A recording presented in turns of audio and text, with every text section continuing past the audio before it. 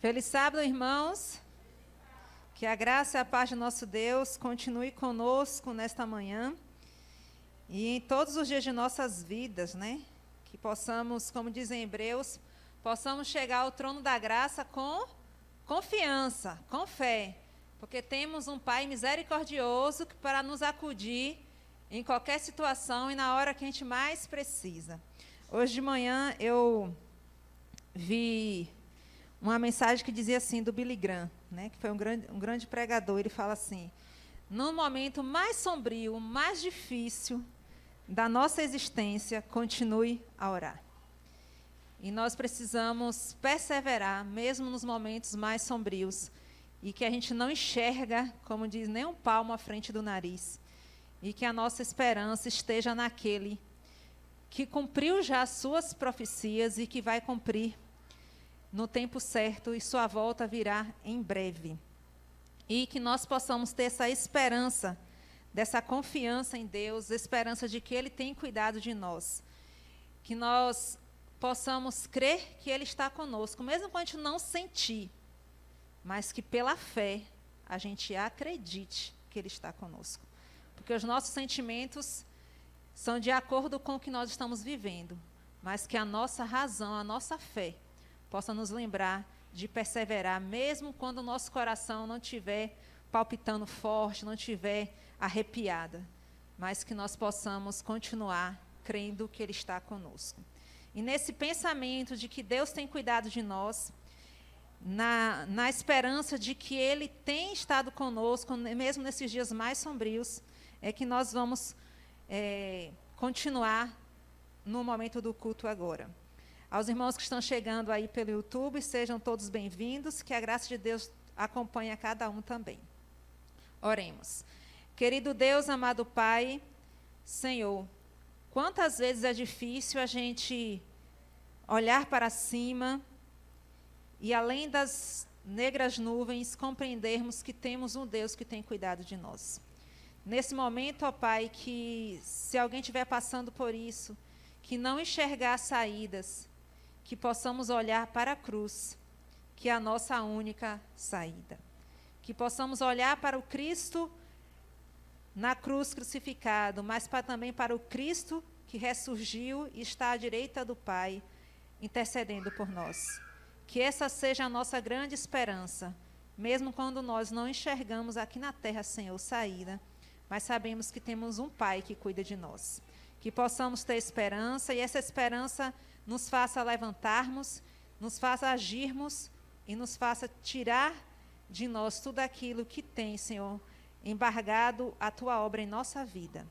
Senhor, tem misericórdia dos Teus filhos, e obrigada pelos irmãos que estão aqui de maneira presencial, que o Senhor continue guardando, livrando, e também nossos irmãos que estão de maneira virtual, que o Senhor possa também estender as Tuas bênçãos sobre a vida deles, em nome de Jesus. Amém. Nós vamos ler o livro de Josué 1. Tem alguém sem Bíblia? Se tiver, irmã Edmilson vai dar o jeito aí dele aí, tá certo? Tá bom? Josué, capítulo 1. E já falamos um pouquinho na lição, né? Na lição falou um pouquinho sobre Israel. E nós vamos relembrar um pouquinho a história do Êxodo, mas vai ser bem rápido. Tá certo? Vamos lá. Josué 1. Vamos ler o capítulo 1. Depois vamos para o 6 e aí vamos chegar no 7, tá bom? É que eu gosto da leitura mais compridinha, tá bom? Temos que pensar nisso, sobre o estudo da palavra de maneira mais de leitura bíblica também. Vamos lá, vamos ter paciência com isso. Abrir as Bíblias. Josué 1 fala assim: sucedeu, depois da morte de Moisés, servo do Senhor, que este falou a Josué, filho de Num, servidor de Moisés, dizendo: Moisés, meu servo, é morto. Dispõe-te, ou algumas Bíblias, levanta-te agora, passa esse Jordão, tu e todo este povo, a terra que eu estou dando aos filhos de Israel. Todo lugar que pisar a planta do vosso pé, vou-lo tenho dado, como eu prometi a Moisés, desde o deserto e o Líbano até o grande rio, o rio Eufrates, toda a terra dos heteus e até o mar grande, para o poente do sol será o vosso limite. Ninguém, verso 5, ninguém te poderá resistir todos os dias da tua vida. Como fui com Moisés, assim serei contigo. Não te deixarei, nem te desampararei. 6. Ser forte e corajoso, porque tu farás esse povo herdar a terra que, sob juramento, prometi a dar seus pais. 7. Tão somente, mais uma vez Deus repete, tão somente ser forte e muito corajoso, para teres o cuidado de fazer segundo toda a lei que meu servo Moisés te ordenou. Dela não te desvies, nem para a direita, nem para a esquerda, para que sejam bem-sucedidos tudo por onde quer que andares. 8. Não cesses de falar deste livro da lei. Antes, medita nele dia e noite, para que tenhas cuidado de fazer segundo tudo quanto ele está escrito. Então farás prosperar o teu caminho e serás bem-sucedido. 9. Não te mandei eu? Ser forte e corajoso, não temas, nem te espantes, porque o Senhor teu Deus é contigo por onde quer que andares. Amém? Nós sabemos que o êxodo não foi tão rapidinho quanto se esperava. E a lição falou que quando eles chegam ali para fazer espionar a terra, eles têm a incredulidade, né? O que não é que eles têm, é porque eles já eram incrédulos, né? Era um povo que vinha dando trabalho a Deus, né? Mesmo com todos os milagres, quando chegou ali na entrada da terra prometida, quando tinha a hora que eles tinham que se levantar e agir, na hora que eles tinham que fazer alguma coisa, eles não tiveram fé. E aí o que acontece? Deus fala para o povo que eles não vão entrar na terra. Vou esperar essa geração toda descansar, e só dessa geração, só quem vai entrar na terra é Josué e Caleb e suas famílias, cada um com suas famílias, com seus descendentes. Os outros vão todos perecer no deserto, e aí nós já sabemos toda a trajetória do povo de Israel, que eles ficaram rodeando, até esperando acabar o último daquela geração incrédula, né, que não acreditou, que não aceitou, que naquele momento, quando os dois espias falam, não, vamos vencer, em nome do Senhor vamos vencer, eles até quiseram matar Josué e Caleb. E Deus entra com providência, com juízo sobre eles. Amados, eles estavam na entrada da terra. E aí o tempo passa e Israel vai ali, né, naquela marcha fúnebre, esperando todos morrerem.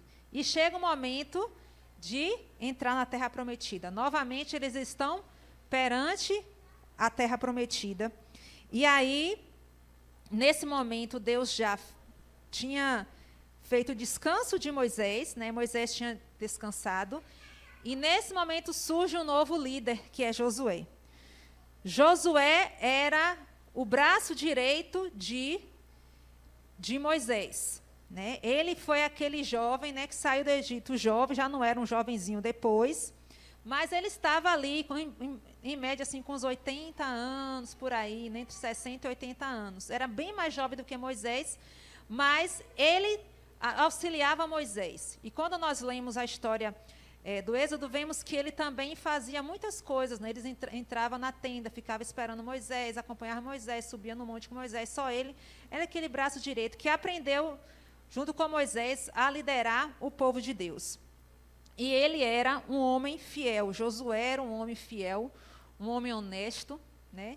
Desde jovem ele era fiel a Deus, fiel aos princípios, e ele se colocou nas mãos de Deus, e ele era usado agora como novo líder daquele povo. Na hora da conquista da terra, Josué, que era o líder. Moisés deu toda a instrução, as orientações. Mas como Deus sempre cuida, né? Deus sempre ampara, Deus não deixou Josué sem auxílio. Ele vai ter uma consulta com Josué. Ele chama Josué e vai dizer, olha, Josué, agora Moisés já foi. É tua vez de assumir a liderança. É a tua vez agora de conduzir o povo. É a tua vez agora de liderar. Você aprendeu aos pés de Moisés. Você foi apacentado por Moisés. Você também cuidou de Moisés. Mas agora é a sua vez de assumir toda a responsabilidade, porque você agora é o líder. E aí Deus chama Josué para fazer suas promessas, porque Deus, quando nos chama, Ele nos dá promessas, Ele nos dá instruções e orientações. Vamos lá. O que é que Ele diz no verso 5 e 6? Ele diz para ele que ninguém iria resistir a Josué. Que ele estaria com Josué. Ninguém vai resistir. Gente, quando a gente pensa nisso e traz isso para a nossa vida, quando nós estamos na presença de Deus, fala, ninguém irá resistir. Onde você, Edmilson, colocar a planta dos seus pés, essa terra será sua. Nós precisamos ler a Bíblia na compreensão dessa Bíblia, dessa história, para a nossa vida. Onde você colocar a planta dos pés, Sheila, Deus vai te entregar. Se aquele propósito é para Ele, por Ele, Ele vai te entregar. Como fui com Moisés, ele fala, eu estive com Moisés e você teve provas disso. Assim serei contigo. E fala, não te deixarei só. Não te desampararei, Fátima. Eu estarei contigo. Eu estou contigo. E aí ele fala assim, olha, mas tem uma coisa. Ser forte e corajoso. Fraco e medroso não dava para conquistar a terra.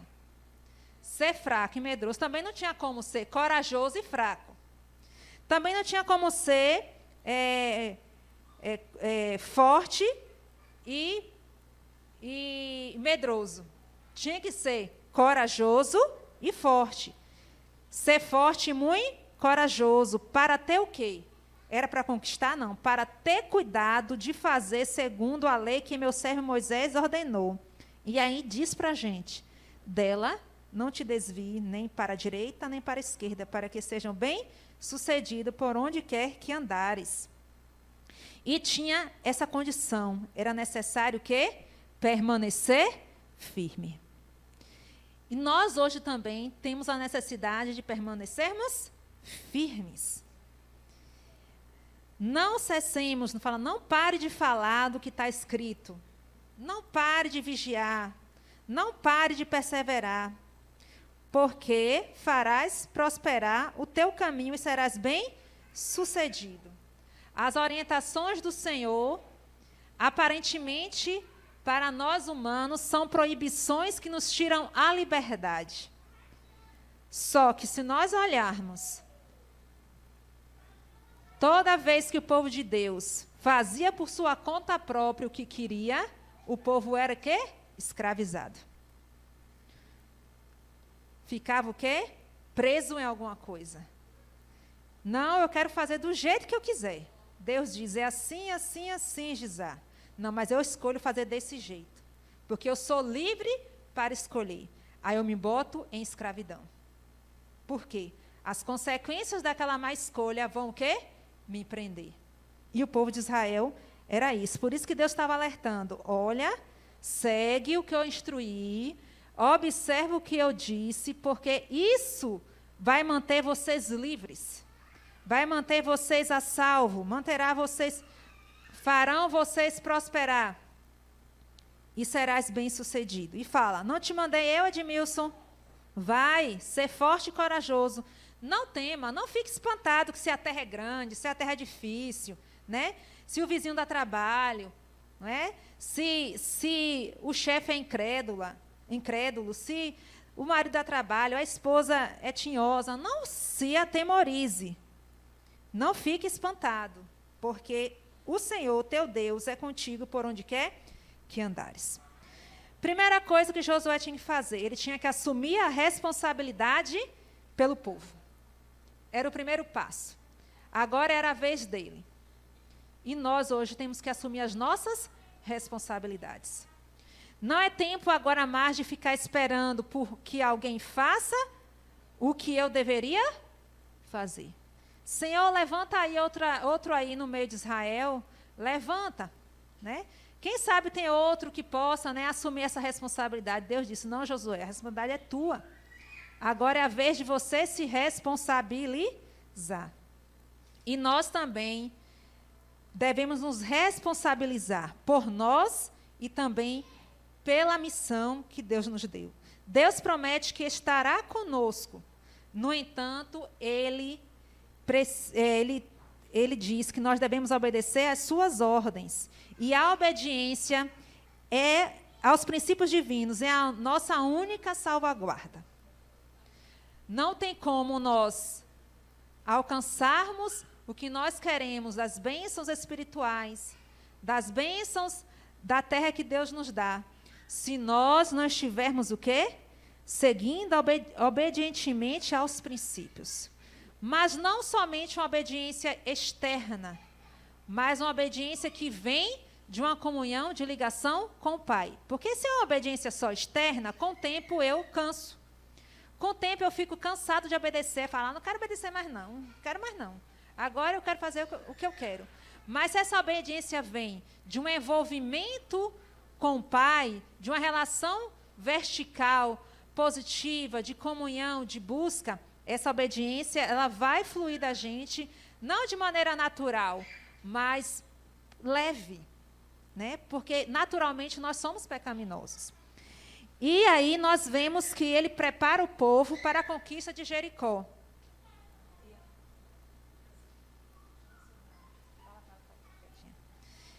E aí nós observamos que eles vão, né? Os próximos capítulos vão dizer assim, que eles vão organizar, manda espias, né? Espias conhecem Raabe faz o livramento ali, passa o Jordão. Aí no capítulo 4 fala que eles tiram pedras para fazer um altar, né, para levar como lembrança. Aí ocorre a circuncisão dos filhos de Israel. Aí vem a destruição de Jericó no capítulo 6. E todos nós sabemos que o povo só ia fazer o quê? Rodar, marchar, e no último dia marchar 7 vezes e depois dar um grito. E a gente sabe que o muro ia cair. E a gente fica pensando assim, meu Deus, tinha que ser sobrenatural mesmo, né? Porque não tinha condições daquela muralha cair se não fosse uma ação sobrenatural. Na conquista de Jericó, né, nesse momento, eles tiveram todo um preparo. Eles buscaram a Deus, eles se organizaram e eles tiveram todo um preparo para conquistar a terra. Josué assumiu sua responsabilidade, estava ali com o povo, buscou a Deus, Deus orientou tudo. Tá ok. E nós sabemos que eles, a cada dia, durante 6 dias, né, eles tinham que rodear a terra, as muralhas da cidade, né, e depois saía. E assim foi. No 7º dia eles foram o quê? 7 vezes rodear. E eles tinham que apenas gritar, né? Nós vamos só gritar. E aí Deus vai resolver o resto. Era uma ação sobrenatural que exigia fé, mas também era toda cheia de orientações. E uma das orientações que Josué deu antes de dar o grito, que era, porque o Senhor vos entregou a cidade, grite, era, tão somente, 6,18, tão somente guardai-vos das coisas condenadas, para que, tendo-as, vós condenado, não as tomeis, e assim torneis maldito o arraial de Israel e confundais. E fala, e trarão sofrimento para o povo. 19, porém, toda a prata, ouro e utensílios de bronze e de ferro são consagrados ao Senhor e irão para o tesouro do Senhor. Pronto. Antes de gritar, né? Antes de gritar, ele disse, mas lembre-se, nada da cidade é para nós, nada. Nada daqui é para nós. Não toquem em nada. Tudo que for de ouro, prata, bronze, tudo que for metal precioso é para o tabernáculo. Não toquem em nada. A instrução foi dada. E aí você sabe que eles gritaram, Deus de maneira assombrosa e miraculosa faz com que as muralhas caem, eles conquistam, e Deus disse, destrua tudo. Parece que Deus é um Deus destruidor, mas esse povo estava avisado, há muito tempo o povo de Jericó e região estava avisado das situações, né, da pecaminosidade deles, e que eles tinham que se arrepender, mas eles não aceitaram e viveram a vida deles. E aí chega o povo para conquistar a terra muitos anos depois, tá ok? E aí Deus disse, não toque. E aí quando chega no capítulo 7, nós vemos que eles têm lá uma cidadezinha chamada Ai, né? E aí começam os ais desse povo, né? A cidade de Ai vai trazer um bocado de ais para o povo de Israel. E quando chegou em Ai, por ser pequenininha, por ser ali, vamos dizer que tivesse em torno de 10, 12 mil pessoas, um exército pequeno de 2, 3 mil homens, pequenininha. Então, o que eles fizeram? Olha o que diz o versículo, capítulo 7, 2. Enviando, pois, Josué de Jericó alguns homens a Ai, que está junto a Bet-Aven, a oriente de Betel, falou-lhes, dizendo, subi e espiar a terra. Subiram, pois aqueles homens espiaram Ai. E voltaram a Josué e lhes disseram, não suba todo o povo. Suba uns 2 ou 3 mil a ferir Ai. Não fatigueis ali todo mundo, porque são poucos inimigos. Tá ok. O que acontece com Ai? Eles não buscam a orientação de Deus.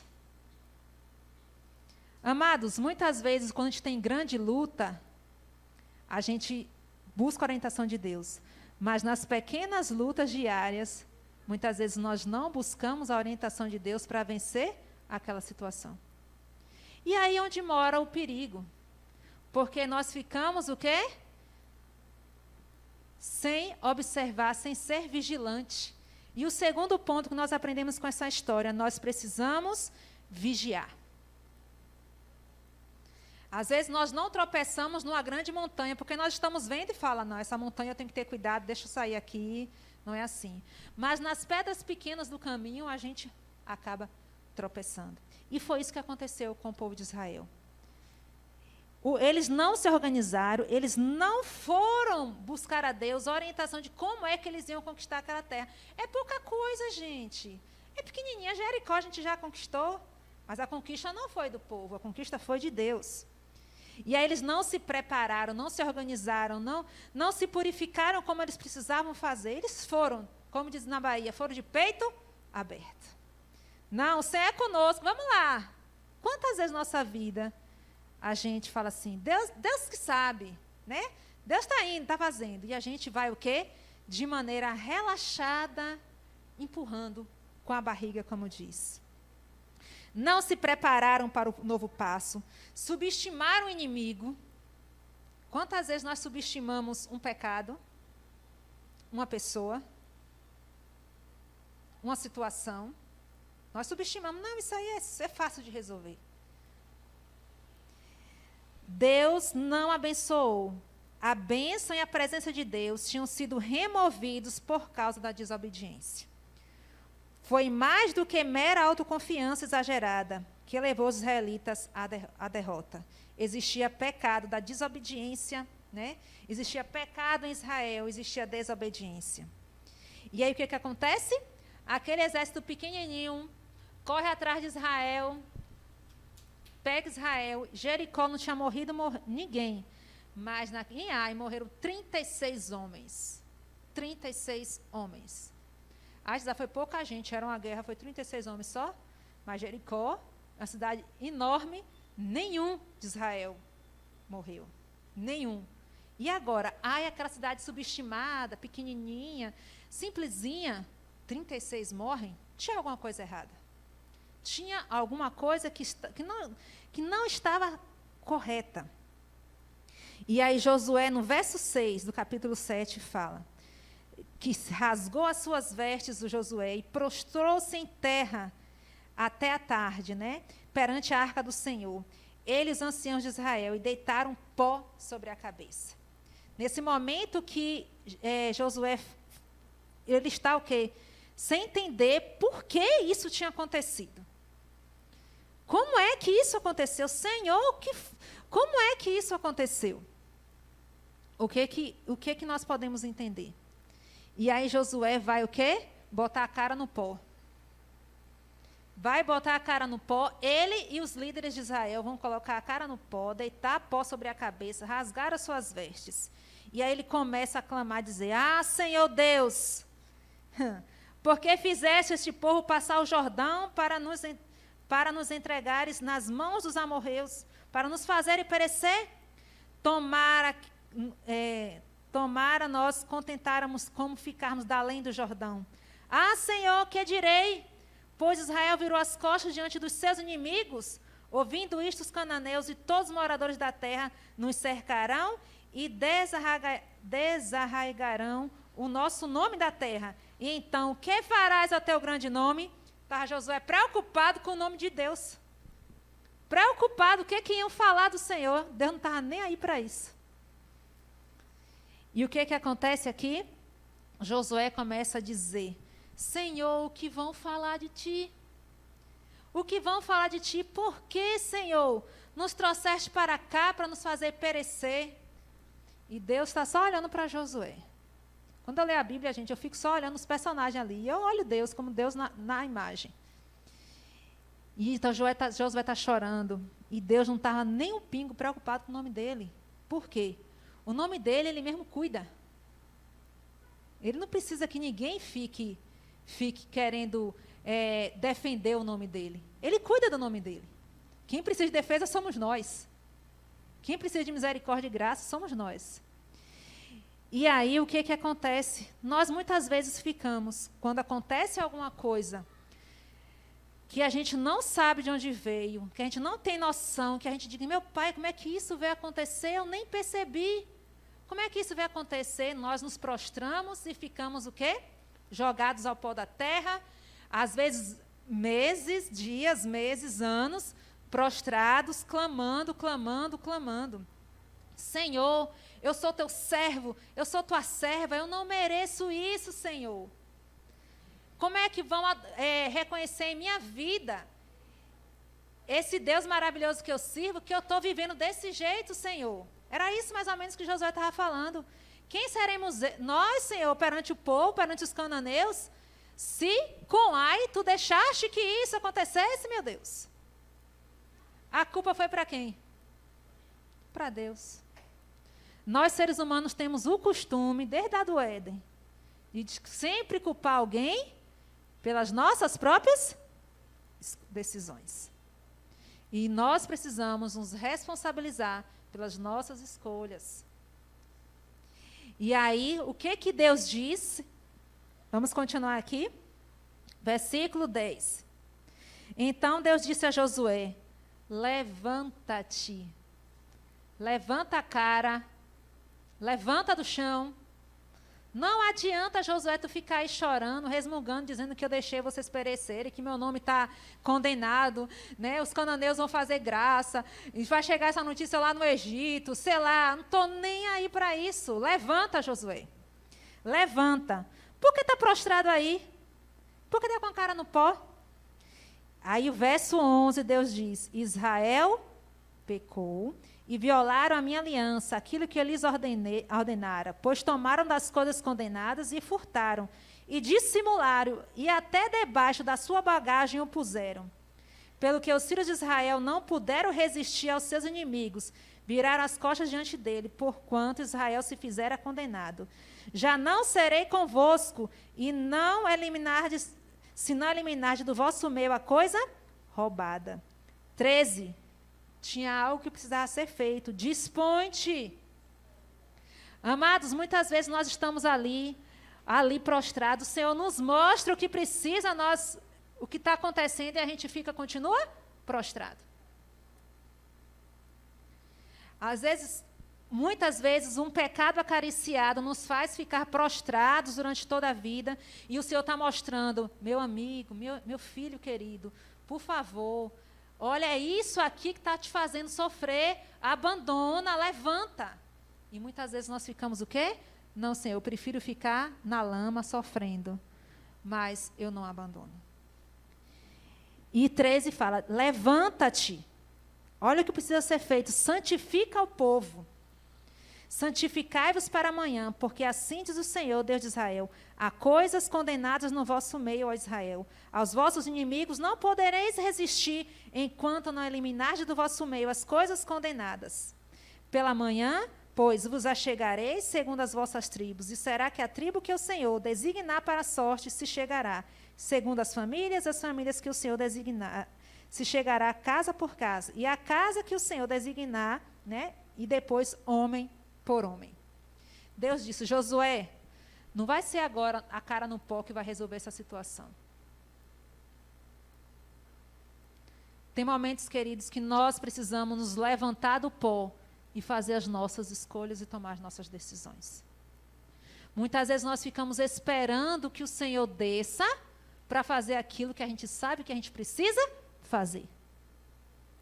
Para fazer aquela reforma espiritual que eu sei que tenho que fazer, mas por indolência espiritual, por falta de fé e confiança em Deus, eu prefiro ficar no meu pecado do que abandonar e reformar a minha vida. E só há uma forma de nós nos livrarmos disso, é levantando e agindo sobre. E o que ele fala? Vai santificar o povo, tome banho, se organize. Porque amanhã eu vou passar a limpa, vou organizar, tribo por tribo, casa por casa, homem por homem, e vou dizer quem é que fez. Nós precisamos tomar atitudes em nossa vida. Não devemos ficar dizendo que, se Deus quiser, quando for a hora de Deus, Deus quer para ontem. Deus quer o livramento do pecado para ontem. Não é para quando Deus quiser, porque a gente não sabe se a gente vai estar vivo amanhã.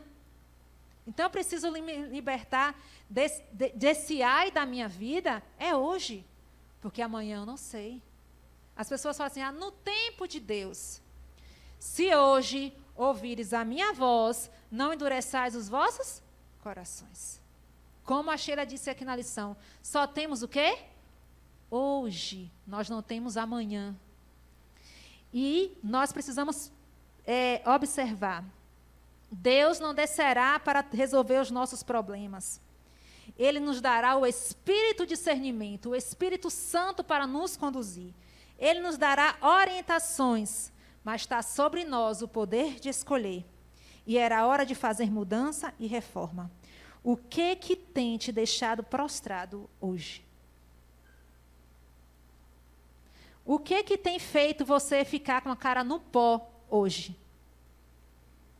O que tem feito você rasgar, não literalmente a sua capa, a sua roupa, mas rasgar a sua alma perante o Senhor? O que tem feito você jogar pó sobre sua cabeça, cinza sobre a sua cabeça hoje? O que tem feito deixar você lá prostrado? Será que é uma mágoa? Um rancor guardado? Será que é medo? Será que é raiva? Será que é um pecado guardadinho lá, que tem medo de soltar e não sobreviver sem ele? Nós precisamos abandonar. Precisamos abandonar e nos levantarmos. Será que hoje estamos prostrados porque fomos traídos? Porque somos invejosos? Ou porque fomos abandonados? Ou porque somos independentes emocionalmente? Porque temos vícios? Porque somos violentos ou sofremos violência? Porque nós estamos repetindo os padrões destrutivos de nossas famílias? O que não tem deixado prostrado? A desobediência a Deus? Será que está deixando a gente no pó da terra? E era a hora de fazer o quê? A limpeza. Não tem como, irmãos, nós recebermos as bênçãos espirituais, ou financeiras, ou relacionais, se nós continuarmos guardando dentro de nós, debaixo de nossas barracas, nas nossas casas, na nossa tenda, coisas que nos separam do Senhor. Não tem como. Não tem como. O Senhor disse, se não tirar, eu não posso abençoar, eu nem vou com vocês. E ele fala, há coisas no vosso meio, Israel. Os vossos inimigos não poderão resistir.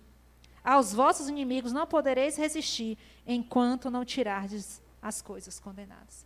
Nós não vamos resistir ao mal, enquanto nós acariciarmos pecados, decisões precipitadas, decisões erradas, escolhas erradas na nossa vida. E quantas vezes nós tomamos a decisão errada, não consultamos ao Senhor, e depois nós queremos que Deus nos dê as bênçãos do mesmo jeito se tivéssemos obedecidos ao Senhor. Sabe, a conta não fecha. Essa conta não fecha. E aí, no outro dia, fala o quê? Versículo 15, versículo 16 fala o seguinte: então Josué se levantou, que hora? Meio-dia, na hora que quis. Josué estava o quê? De madrugada. Vocês acham que Josué dormiu essa noite? Vocês dormem quando vocês estão com alguma coisa para resolver, que vocês precisam resolver com urgência? Vocês, como líder da casa, do trabalho, da igreja, vocês dormem como se fossem tranquilamente, se nada estivesse acontecendo? Eu acho que a maioria não consegue descansar enquanto não resolver o quê? O que precisa ser resolvido. Então, ele se levanta de madrugada e chama o povo, segundo as suas tribos, e vai tirando a sorte, né? Vamos ver quem é que fez isso. Vamos procurar quem é que trouxe essa coisa condenada para Israel. Vamos ver. E aí Deus vai mostrando, chamando homem por homem, família por família, até chegar na criatura. E aí, no verso 19, nós vemos que chegou a quem? A Acã. E aí Josué, com todo carinho, fala: filho meu, dá glória ao Senhor, Deus de Israel. E aí ele rende louvores e declara-me: agora o que fizeste, não me ocultes. Ele chama Acã e diz: o que foi que você fez, meu querido? Ele não chegou já: filho do não sei do quê, seu não sei o quê, você pecou. Não, ele fala assim: me conte o que você fez. Dá glória ao Senhor e me conta o que foi que você fez. Fala para mim, meu filho. E aí Acã começa a dizer, no verso 20: verdadeiramente pequei contra o Senhor, Deus de Israel, e fiz assim, e assim, e assim. E contou tudo. Quando eu vi os despojos, nos despojos, uma capa babilônica, deveria ser muito bonita, né? Quando eu vi a capa babilônica, 200 ciclos de prata, barra de ouro, eu os cobicei e tomei. E eis que estão escondidos na terra, no meio da minha tenda, e a prata está por baixo. Além de ter feito o que não deveria ter feito, o que Acã faz? Carrega a maldição para dentro da casa dele. Cava um buraco, bota tudo lá e cobre. Com certeza botou um pano por cima depois. Amados, o quarto ponto: tenhamos domínio próprio. Deus tinha dado ordens de que não deveriam tocar em nada na conquista de Jericó. Tudo era para o Senhor. E era para dar fim em tudo, só os metais separados para o tabernáculo. A cobiça é um mal desenvolvido de maneira gradual. Acã havia acariciado a avidez ao ganho, até que isto se tornou um hábito, prendendo em grilhões impossíveis de quebrar, patriarcas e profetas. Amados, se eu quebrar o sábado, alguém vai ver. Se eu adorar outros ídolos, alguém vai ver. Se eu tomar o nome de Deus em vão, alguém vai ouvir. Se eu desonrar os meus pais saberão que eu desonrei. Se eu adulterar, se eu matar. Os mandamentos, os 9, tudo que a gente fizer, a gente pode ser o quê? Ser visto, ou ouvido, ou feito no próprio corpo. Mas a cobiça, quem vai saber se a irmã Antônia está cobiçando? É um pecado que acontece em silêncio. E é a raiz da maioria dos outros pecados. E o Patriarcas e Profetas diz que Acã, ele tinha tanta vontade de ter as coisas, do ganho fácil, né, do luxo, que esse hábito foi desenvolvido durante toda a vida dele. E quando ele teve a oportunidade, o que faltava para Acã? A oportunidade. A oportunidade chegou, ele foi provado e ele pecou. Quando eu vi, ele fala: cobicei e tomei para mim. O pecado da cobiça, ele tem 3 passos. Primeiro, é cobiçar o que é proibido, né? Primeiro passo, ele vê, depois é cobiçar, e terceiro é tomar para si.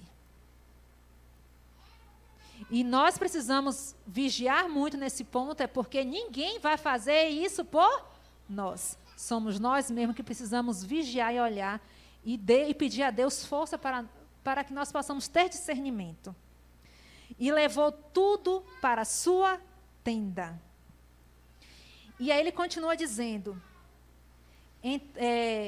então Josué, o que Josué faz? Josué manda mensageiros correndo na tenda de Acã. A prova estava lá do pecado enterrado. Vocês acham que isso foi uma semana que aconteceu? Acho que foi uns diazinhos, que aquela coisa encoberta ali estava só um diazinho, né? Foi um deslize assim, uma coisinha assim rápida, né? Aquela situação assim que eu nem imaginei aconteceu, né? Não, aquilo estava ali guardado já tinha um tempinho, desde a conquista de Jericó. Se ele tivesse realmente se arrependido, o que ele poderia ter feito? Levado a Josué o que ele tinha feito. Olha, Josué, está aqui, eu te entrego, eu fiz isso. Se fosse um arrependimento sincero, eu fiz isso. Isso trouxe a desgraça para Israel. Ele viu Israel perdendo a guerra, ele viu todos os transtornos que estavam acontecendo, mas ele ficou o quê? Calado. Quantas vezes nós estamos vendo a destruição de nossa casa, a destruição da nossa vida, a destruição do nosso casamento, e estamos guardando coisas que nós não deveríamos guardar dentro de nós. Nem em nós, nem em nossa casa, nem em nossa vida. E isso é tão complicado, porque se tivesse ficado só em Acã, a consequência do pecado dele, era menos, era só ele que tinha que resolver. Mas essa escolha que Acã fez, essa decisão que ele fez, a partir da cobiça que ele alimentava, levou à ruína da sua descendência. Porque Deus disse, enquanto não for tirado o que aconteceu, não for retirado do povo, o povo não vai o quê? Prosperar, e eu não estarei com vocês. E aí Josué manda, aí trouxeram as coisas. Amados, Josué, quinto passo, Josué tinha pressa pela mudança, pela transformação, pela reforma. Será que nós temos pressa para eliminar o que nós precisamos eliminar de nossa vida? Será que nós temos pressa pela reforma espiritual que nós precisamos todos os dias? Será que nós ansiamos pela paz, como Josué ansiava que aquilo acabasse no povo de Israel? E no verso 23 falam, tomaram, pois, aquelas coisas do meio da tenda, e as trouxeram a Josué e a todos os filhos de Israel, e as colocaram perante o Senhor. Então Josué e todo Israel com ele tomaram Acã, filho de Zera, e a prata, a capa, a barra de ouro, seus filhos, suas filhas, seus bois, jumentos, ovelha, e toda a sua tenda, e tudo o que tinha, e levaram para o vale de Acor. E aqui vem a parte mais triste. Disse Josué, por que fizeste Israel pecar? O Senhor hoje fará justiça. E todo Israel o apedrejou, depois de apedrejados, queimou. E levantaram sobre ele um montão de pedras que permanece até o dia de hoje. Assim o Senhor apagou o furor da sua ira, pelo que aquele lugar se chama o Vale de Acor, até o dia de hoje. Amados, se as consequências das minhas más escolhas parassem só em mim, e eu somente por ela pagasse as consequências, seria suficiente. Mas o que eu escolho vai interferir na vida de outras pessoas. E não tem essa história, como já falei na lição, minha vida é minha, eu faço o que eu quero, ninguém tem nada a ver. As escolhas que eu faço, se eu sou cristão, a vida primeiro não é minha. Se eu aceitei a Jesus, primeira coisa, a vida não é minha, a vida não me pertence. Eu reconheço que minha vida pertence a quem? A Deus. Segundo, as minhas escolhas interferem tanto na minha vida, quanto na vida daqueles que estão comigo. Seja a família, seja no trabalho, seja a família maior estendida, seja na igreja. Eu sei que nós não precisamos ficar olhando a vida dos outros para tomar nossas próprias decisões. Mas as influências que nós tomamos, que os outros tomam, influenciam toda uma comunidade. E ali Acã morre, porque ali a justiça foi feita, o juízo chegou para Acã. Mas porque Deus não perdoou, porque ele não confessou o pecado a Deus. Ele não buscou perdão. Ele só foi confessar na hora que ele chegou, foi encostado na parede. Mas não é uma confissão de arrependimento. Ele só fez contar. Ele só contou. E Israel precisava tirar aquilo do meio do povo. Amados, a cobiça leva a outros pecados. A cobiça leva à morte. A cobiça leva ao abandono da fé. A cobiça leva à destruição dos casamentos. A cobiça leva à destruição das famílias. Leva à destruição da igreja. A cobiça. Precisamos tirar do nosso meio a cobiça. Quantas vezes as pessoas matam por causa de um smartphone? De uma porcaria que R$ 1.500, a pessoa perde a vida por causa disso. Por causa de alguém que cobiçou. Quantos casamentos destruídos? Não estou falando de fora, estou falando de dentro do nosso meio, por causa da cobiça. Cobiça o marido dos outros, a esposa dos outros, cobiça a vida do outro, o casamento do outro, e não vive a sua própria vida. E fica se martirizando. Se fosse assim, vai cuidar do que você tem que cuidar.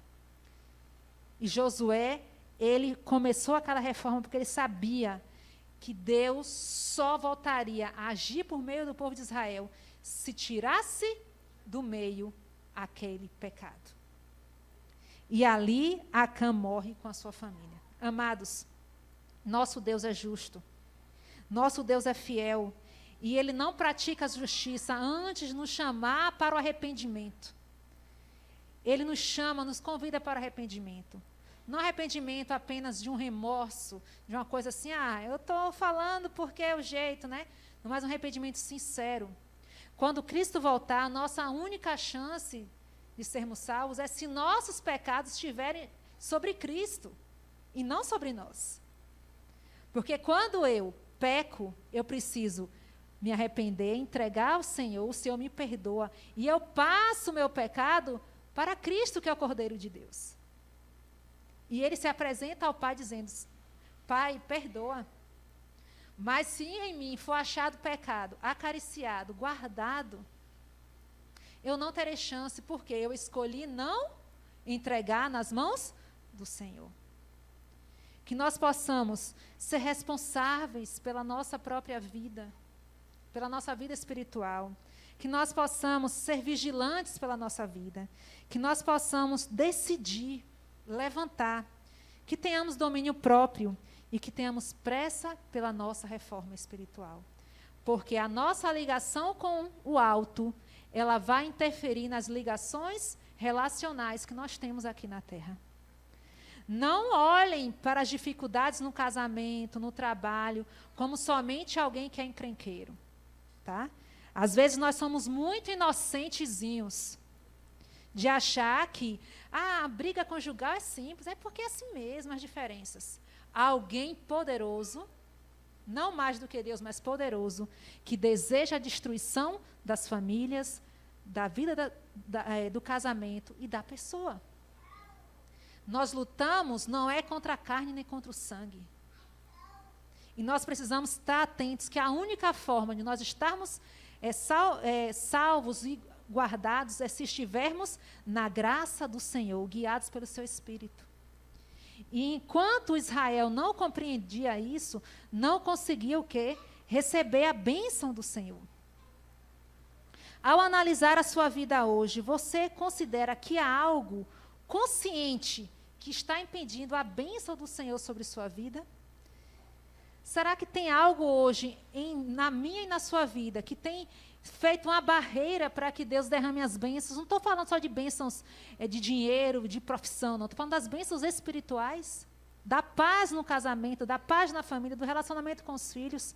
Será que tem algo em mim que impede de que Deus derrame a bênção, não porque Ele não queira derramar, é porque eu não quero deixar esse algo? Se tiver, irmãos, nós precisamos confessar e abandonar. Para que possamos o quê? Ser redimidos e ser novamente guardados e guiados por Deus. Enquanto em nós estivermos algo que nós amamos mais do que a Deus, o Senhor não pode nos dar aquilo que Ele quer nos entregar. Porque se Ele nos desse, nós não seríamos bons mordomos daquilo que Ele quer nos entregar. Que nós possamos entregar a Deus tudo aquilo que nos separa dEle, tudo aquilo que nos afasta dEle, que possamos entregar ao Pai, para que possamos um dia, quando Ele vier, nos achegarmos a Ele na graça do Senhor Jesus. Que Deus nos abençoe e que possamos confiar nesse Pai. Como eu comecei, eu termino e digo: nos acheguemos ao trono da graça, porque nós temos um Pai misericordioso, disposto a nos atender. Enquanto houver graça, enquanto houver oportunidade de vida, nos acheguemos a Ele. Mas não é só para ontem, não, é para agora. Porque o futuro nós não sabemos. É hoje que o Senhor quer transformar as nossas vidas. Vamos ficar em pé e vamos cantar a música Nas Mãos do Oleiro. Tem como botar aí, Clécio? Não te avisei, mas vamos aí. Clécio dá o jeito aí ao vivo. Estezinha, tome seu posto. E quero agradecer o convite pelo irmão Marcelo. Obrigada, irmão Marcelo. Melhoras aí para sua mãe. Que Deus te abençoe.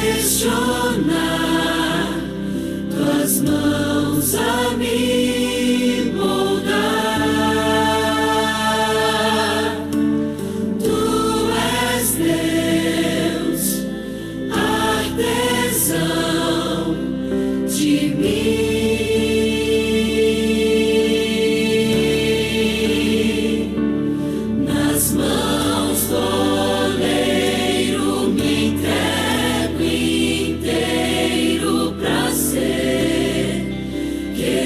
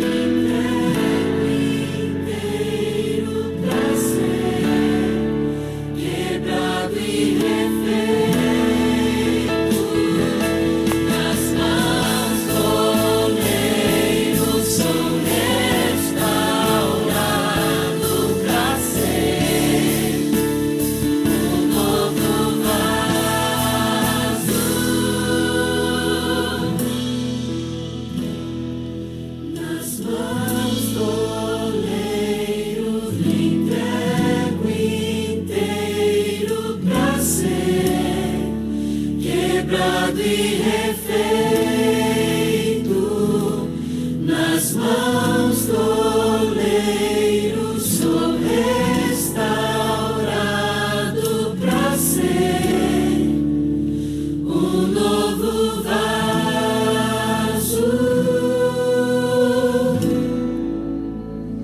Oremos. Querido Deus, amado Pai, adoramos o Teu nome, Senhor, porque o Senhor é Deus e tem cuidado de nós.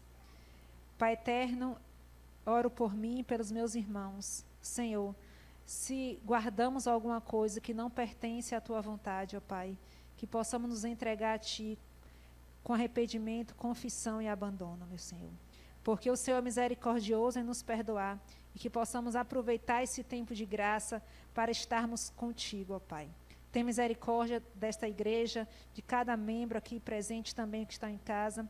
Nós precisamos da Tua misericórdia, Pai, porque sem ela não temos condições de prosseguir. Por favor, esteja com o Teu povo, que possamos nos responsabilizar, que possamos levantar, escolher Te servir e seguir a nossa jornada rumo ao céu. Obrigada porque Jesus é o nosso irmão fiel e conosco Ele está para nos dar ânimo e para nos dar a certeza da vida que em breve virá, a vida eterna, o descanso que o Senhor tem preparado para cada um de nós. Dá-nos a Tua paz e que o Espírito Santo nos acompanhe e trabalhe dentro de nós a cada dia, em nome de Jesus. Amém.